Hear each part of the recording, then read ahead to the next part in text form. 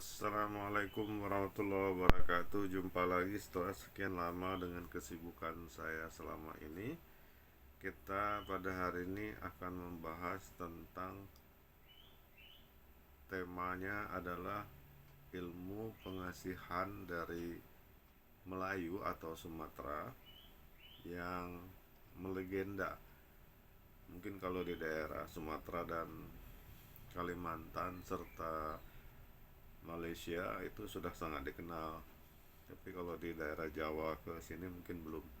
Tapi belakangan sudah mulai dikenal karena saya sering bercerita mengangkat kisah tapi sedikit ya tentang ilmu yang namanya asik sekampung. Jadi ini ilmu sangat unik.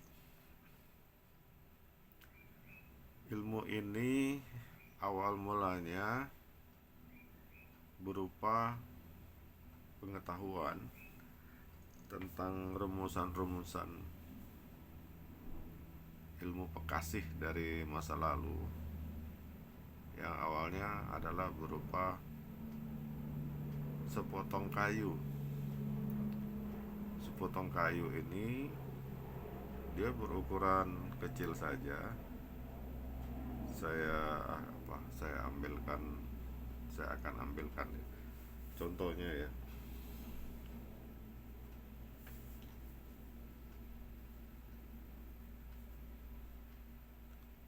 Jadi kayu ini ada di hutan. Jadi setiap kawasan Indonesia yang ada hutannya mungkin ada. Tapi masalahnya cara mengambilnya itu yang ada aturan ya. Semua yang dianggap bertuah itu tidak mesti begitu saja ya, ada aturan-aturan. Nah, dalam hal ini kayu tersebut juga bukan saya yang mengambilnya. Saya mendapatkan kayu tersebut dari seorang budayawan Melayu yang bernama Tengku Muhara Om Tato. Ini saya ambilkan bendanya.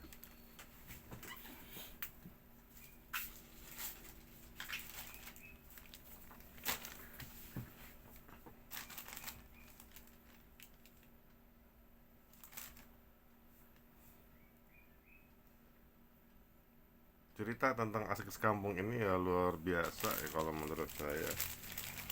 Dia ini spektakuler ya. Saya banyak menulis atau bercerita tentang ilmu Bekasi. Dulu kalau saya menuliskan ini kan di forum supranatural Kaskus. Forum supranatural Kaskus. Banyak tulisan saya masih tersimpan dengan rapi di sana, bisa dibaca-baca. Nah, ini dia bentuk daripada kayu asik sekampung. Ini saya tunjukkan ya. Nah, ini ya.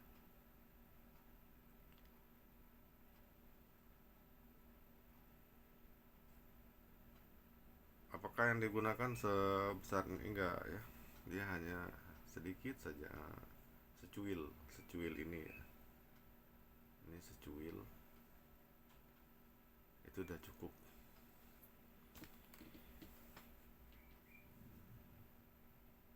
Ada kisah yang menyertai penggunaan kayu asik sekampung ini sehingga dia melegenda.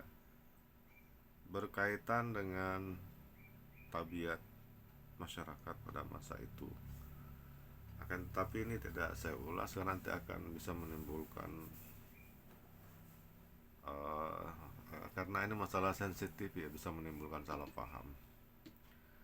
Jadi saya hanya mau menyampaikan sehingga dia diumpamakan. Kalau orang-orang dulu kan banyak mengambil perumpamaan atau permisalan itu dia dikatakan sekampung itu asik sama dia semua. Ini bahasa halus ya. Sebenarnya kalau bahasa kasarnya itu adalah tidak pun satu orang saja yang bisa terkena, satu kampung pun kena, apalagi hanya kau seorang. Kau seorang tak akan boleh memandang rendah kepada aku. Kau seorang tak boleh menyepelekan aku, bahkan satu kampung pun akan suka dengan aku, kepada aku. Nah, itu perumpamaan, permisalan itu ya. Kemanapun kita datang, gadis itu akan berserah diri kepada aku. Kalau ini yang membawanya laki-laki, kalau yang membawanya perempuan, ya laki-laki yang berserah diri kepada dia. Permisalan inilah kemudian dianggap satu kampung. Kalau itu bahasa dulu, satu kampung ya. Sehingga ada juga yang mengumpamakan satu negeri, asik senegeri. Nah, akan tetapi karena ini pengetahuannya sangat rahasia,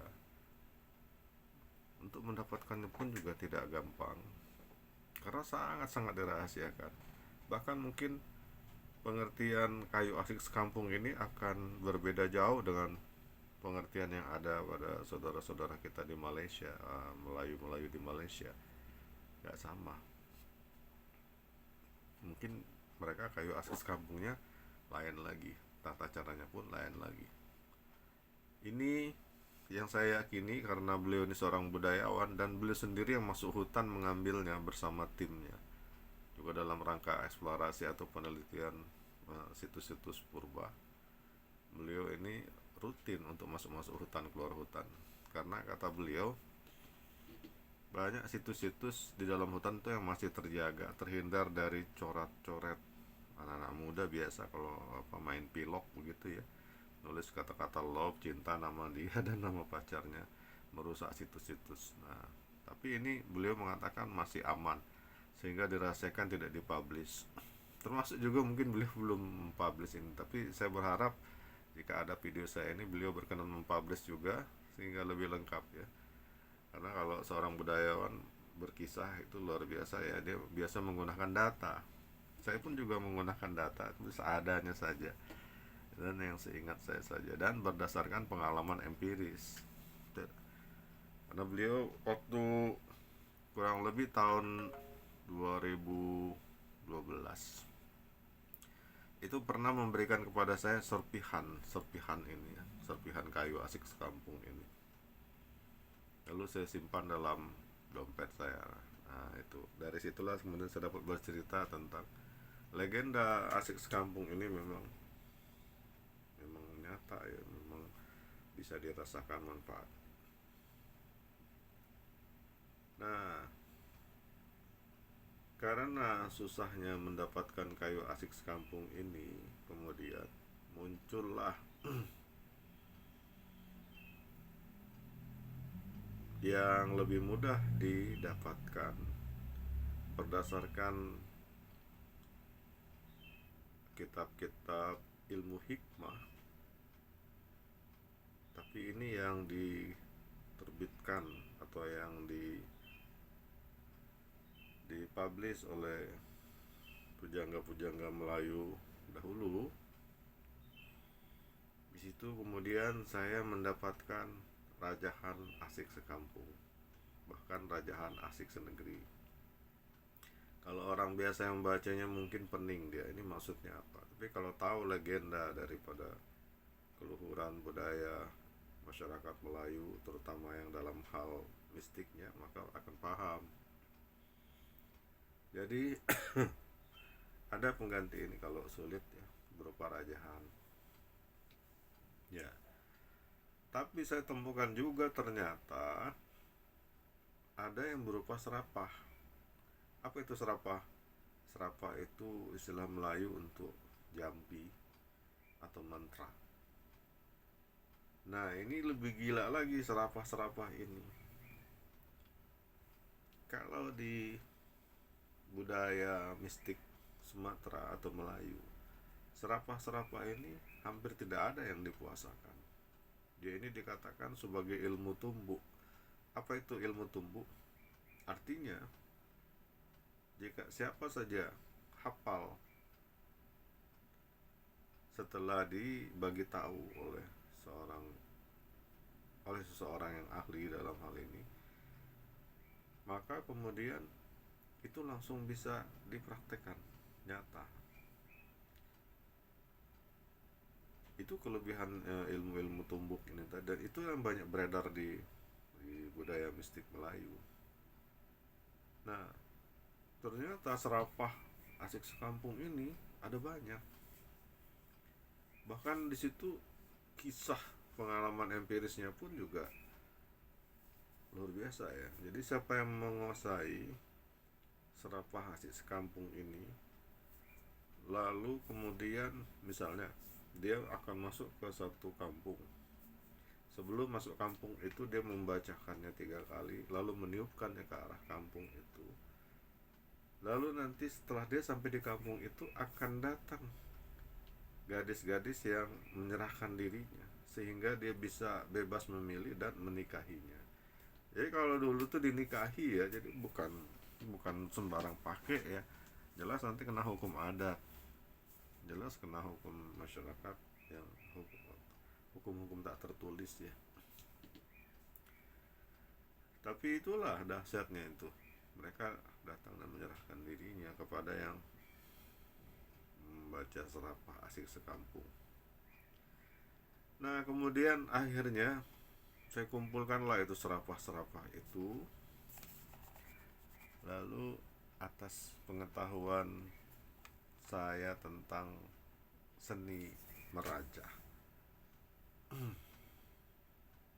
berdasarkan pengamatan dan penelitian saya puluhan tahun selama ini, bahwasanya serapah-serapah itu jika dituliskan juga akan sama manfaatnya, dan bahkan lebih aman memberikan serapah itu dalam bentuk rajaan ketimbang dalam bentuk keilmuan. Kenapa? Karena daya rusaknya itu apabila ini disalahgunakan,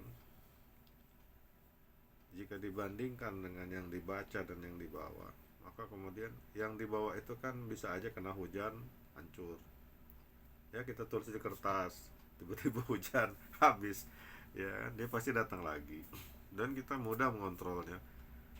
Karena kadang-kadang rajaan itu seolah-olah seperti ketutup, dia pasti datang lagi, tolong dicas lagi, cas ulang lagi, padahal hanya ketutup saja, bukannya hilang manfaat dan khasiat. Jadi gampang dikontrol kalau dalam bentuk rajaan ya, dan tidak abadi, karena raja-rajaan itu kalau tidak terpelihara dengan baik dia hancur. Tapi kalau serapah itu dikuasainya seumur hidupnya, dia tetap bisa gunakan itu apabila dia kemudian terlena dan merasa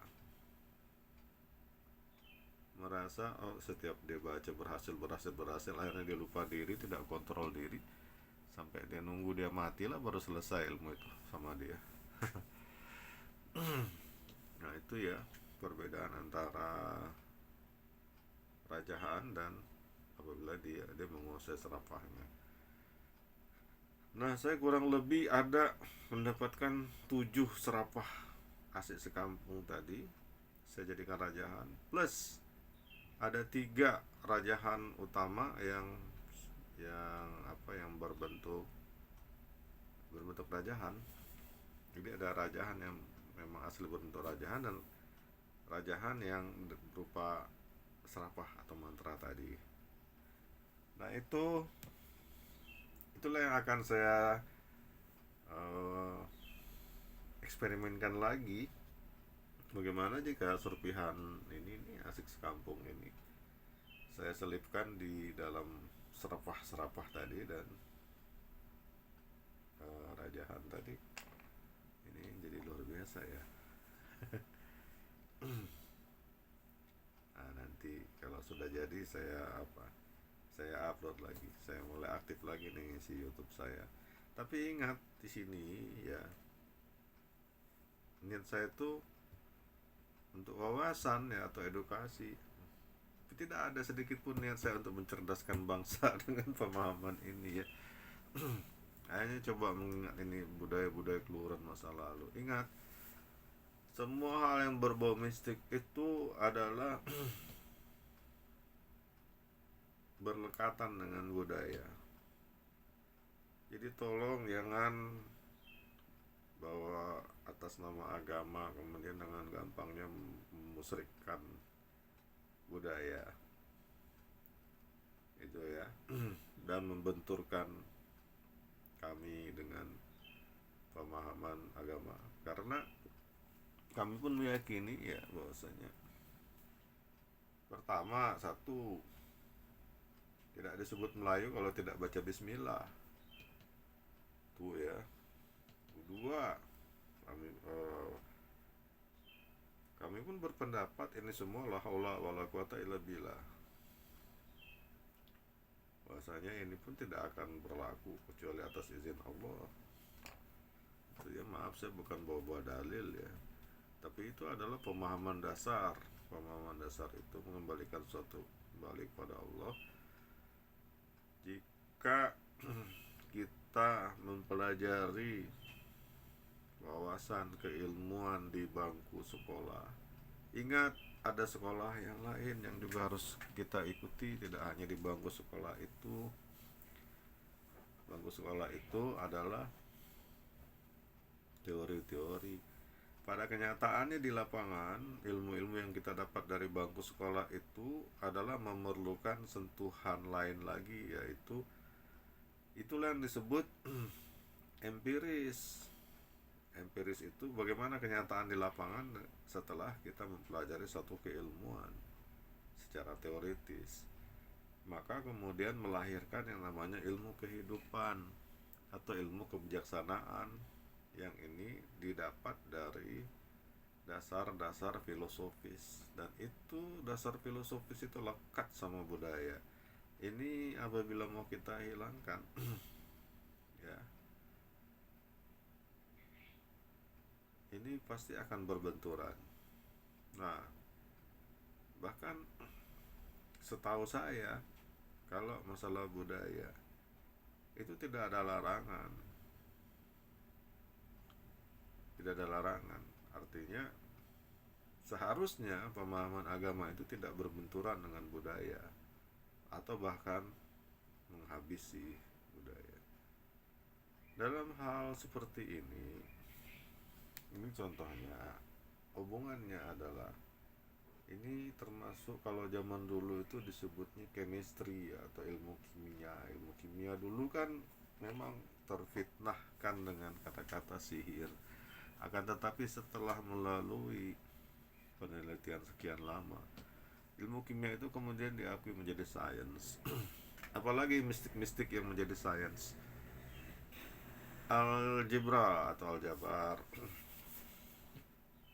Aljabar itu kan dulunya ya sebenarnya sudah turun lah bahkan dari Adam. Cuma yang tercatat dalam sejarah itu kisah kelam pengorbanan seorang gadis perawan yang dilemparkan dalam banjir besar sehingga kemudian keluar kura-kura, dan di badan kura-kura itu ada simbol-simbol yang dicatat oleh sarjana-sarjana Cina, dan itu kemudian melahirkan pemahaman yang namanya Losu, atau kemudian berkembang menjadi I Ching. Dari I Ching kemudian sisi mistiknya menjadi Patqua, tapi kemudian jadi sisi matematisnya, ada sisi matematisnya, karena itu dia ilmu matematika ya, zaman dulu itu berkait erat dengan ilmu ramalan dan mistik. Itu nggak bisa dipisahkan kalau kita mau baca sejarah begitu. Tapi kemudian ini berkembang menjadi matematika, sisi mistiknya lagi berkembang menjadi Hong Shui Feng Shui. Kesimpulan dari ilmu ini adalah keseimbangan, yaitu yang namanya yin dan yang. Yin itu kelembutan, yang itu keras. Nah, ini ilmu kehidupan yang saya bilang tadi secara filosofis. Kalau kita berbicara kebenaran dan kemudian selalu mengatasnamakan kebenaran tanpa pandang bulu, kita menjadi keras. Karena kita tidak memperhatikan selalu kebenaran itu ada sisi lain yang berupa kesalahan. Manusia tidak akan pernah lepas dari berbuat kesalahan. Kebenaran inilah yang kemudian menjadi filter untuk supaya dia tidak terlalu salah terus. Jadi kalau sisi kesalahan tadi mau Anda hilangkan, bagaimana mungkin Anda masih manusia? Nah, di India juga sekitar 2000 tahun yang lalu, atas dasar pengamatan kepada bintang, formasi-formasi bintang, kemudian melahirkan pemahaman keilmuan tentang yang disebut mereka itu sebagai yantra. Yan atau yantra ini juga kemudian melahirkan pemahaman tentang ini ilmu-ilmu tingkat dewa ya, ilmu-ilmu dewa-dewa. Kalau di Cina tadi ilmu kura-kura, di India ilmu dewa-dewa. Karena format-format itu dihubungkan dengan dewa-dewa tertentu dan 9 planet dan seterusnya, sehingga kemudian di India juga menjadi ilmu matematik lagi, ilmu apa, ramalan juga dari situ. Maka sekarang disebut numerologi. Numerologi itu orang India jago ya. Oke, jadi itu asal sama ilmu mistik yang kemudian menjadi sains modern ya, sama ya seperti itu. Maka tadi saya bilang ini dulu mistik ya, alkemi, ilmu kimia. Kemudian mungkin juga bisa berkembang jadi sains di mana ya, apabila dia menjadi bahan obat, nah gitu ya, sehingga diterima pemahamannya oleh masyarakat tertentu sebagai bahan obat. Tapi masyarakat kan tidak bisa menilai. Contoh begini satu ini ya, sebelum saya akhiri ini, contoh ilmu akupuntur ya. Ilmu akupuntur kan sudah diterima dunia medis, tapi dasar basically ilmu akupuntur itu meyakini adanya meridian, susumna nadi, ida pingala. Apa itu meridian? Jalur energi. Itu yang nggak bisa diterima dengan medis karena itu tidak bisa dibuktikan secara sains, karena itu ilmu-ilmu rasa.